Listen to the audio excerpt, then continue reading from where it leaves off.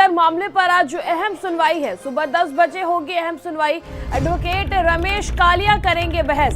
फैसला आने तक नहीं होगी ध्वस्तीकरण की कार्रवाई। यजदान बिल्डर और बायर्स की किस्मत का फैसला आज। यजदान बिल्डर जो अवैध जमीन पर बना था, जिसको लेकर लखनऊ विकास प्राधिकरण ने ध्वस्तीकरण की कार्यवाही भी कल शुरू कर दी थी।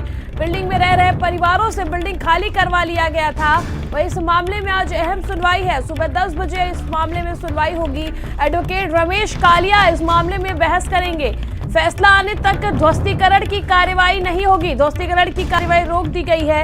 यजदान बिल्डर और बायर्स की किस्मत का आज फैसला होगा कि अब बिल्डिंग आगे ध्वस्त किया जाएगा या नहीं। यजदान बिल्डर को लेकर आज देखिए अहम जो सुनवाई है वो होनी है। फैसला आने तक का, हालांकि जो ध्वस्तीकरण है बिल्डिंग का वो रोक दिया गया है। यजदान बिल्डर और बायर्स की किस्मत का फैसला आज किया जाएगा। लगभग 8 सालों तक बना यह बिल्डिंग जब बनकर तैयार हो गया, लोग इसमें रहना शुरू कर दिए, लोगों ने रजिस्ट्रियां करा दी, उसके बाद उसको तोड़ा जा रहा था। वहीं आज इस मामले में अहम सुनवाई होनी है।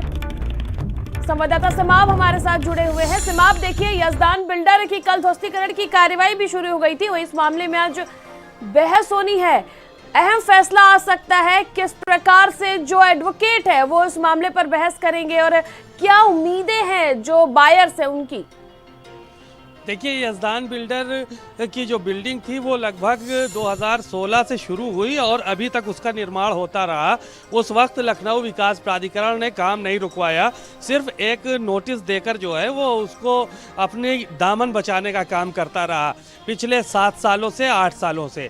अब जब बिल्डिंग बनकर तैयार हो गई है, बायर्स ने अपनी रजिस्ट्रियां करा ली हैं। 48 फ्लैट में से 36 फ्लैट जो है वो रजिस्ट्री हो चुके हैं। ऐसी सूरत में अब लखनऊ विकास प्राधिकरण ने कल ध्वस्तीकरण की उसमें कार्रवाई शुरू की। इसको लेकर जो है वो तमाम बायर्स जो थे वो हाई कोर्ट का उन्होंने दरवाज़ा खटखटाया और जो एडवोकेट रमेश कालिया हैं उनके पास गए, तो आनन फानन में ये सुनवाई शुरू हुई।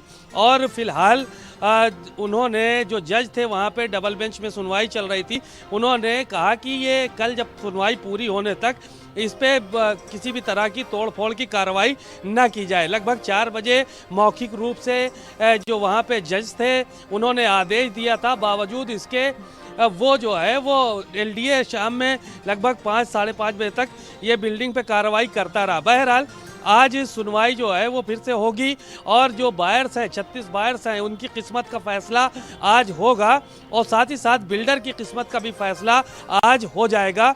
अगर बिल्डिंग बचती है तो उन बायर्स का फ़ायदा होगा जिन्होंने अपनी गाड़ी कमाई इस बिल्डिंग में लगाई है, और अगर बिल्डिंग टूटती है तो उन लोगों की गाड़ी कमाई खाक में मिल जाएगी, मिट्टी में मिल जाएगी।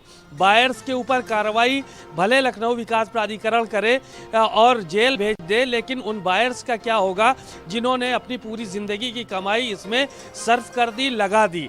बायर्स का सबसे ज़्यादा नुकसान होगा। बिल्डर जो है वो अगर जेल भी चला जाता है तो भी बायर्स का कोई फ़ायदा नहीं हो सकेगा। दूसरी बात यह है कि इतनी बड़ी बिल्डिंग बनकर तैयार हो गई, जो अधिकारी जिम्मेदार थे, जो अभियंता जिम्मेदार थे, उन लोगों पर लखनऊ विकास प्राधिकरण क्या कार्रवाई करेगा?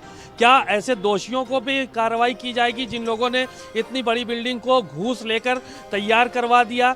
पर स्लैब 10 लाख रुपए कीमत इस बिल्डिंग को बनाने में दी जाती रही है। कल भारत समाचार ने तमाम लोगों से बात की तो उसमें इस बात का खुलासा हुआ है। तो इस तरह की सैकड़ों बिल्डिंगें रही हैं जिनको बनकर तैयार करा दिया गया है। बिल्कुल, अब इस बिल्डिंग के साथ ही साथ तमाम उन भ्रष्ट अधिकारियों का भी पता चलेगा जो लखनऊ विकास प्राधिकरण में इस तरह का